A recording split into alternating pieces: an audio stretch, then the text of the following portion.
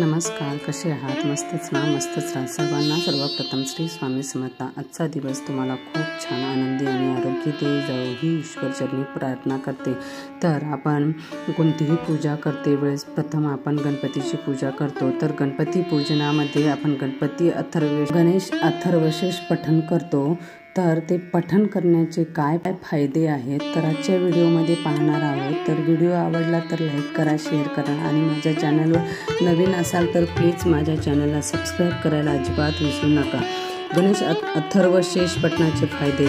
तर गणेश अथर्वशीर्ष पठणाचे जीवनात अडथळे दूर होतात, बुद्धी स्थिर येते, बुद्धी स्थिर राहते, नकारात्मकता दूर होते आणि भक्तांना सौभाग्य, बुद्धी आणि गणेशाचे आशीर्वाद मिळतो असे म्हणतात. या पठणामुळे पापापासून मुक्ती मिळते, इच्छा पूर्ण होतात आणि सिद्धी प्राप्त होऊ शकते. तर गणेश अथर्वशीर्ष पठणाचे काय फायदे आहेत?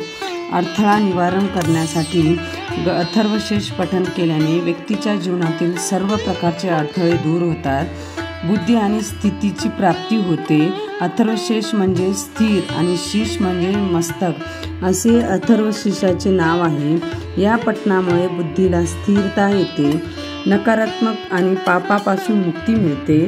तर दररोज अथर्वशीर्ष पठण केल्याने घरात आणि आयुष्यात असलेल्या नकारात्मकता दूर होते आणि व्यक्तीच्या पापापासून मुक्ती होते असे म्हणतात. सौभाग्य आणि बुद्धी यांची वाढ होते. सौभाग्य आणि बुद्धी या पठणामुळे भक्तांना सौभाग्य आणि बुद्धी मिळते असे म्हणतात. इच्छापूर्ती आणि आशीर्वाद देणारे गणपती अथर्वशीर्ष आहे. गणेश अथर्वशीर्ष पठणामुळे गणेशाचे आशीर्वाद मिळतात आणि इच्छा पूर्ण होण्यास मदत होते. वाणी शक्ती. रात्रीच्या मध्यरात्री अथर्वशीर्ष पठण केल्याने वाणी शक्ती प्राप्त होते अशी श्रद्धा आहे. अथर्वशीर्ष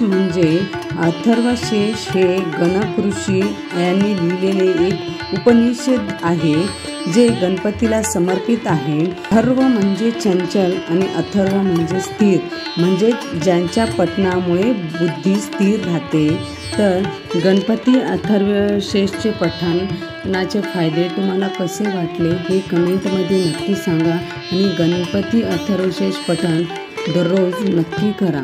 श्री स्वामी समर्थ.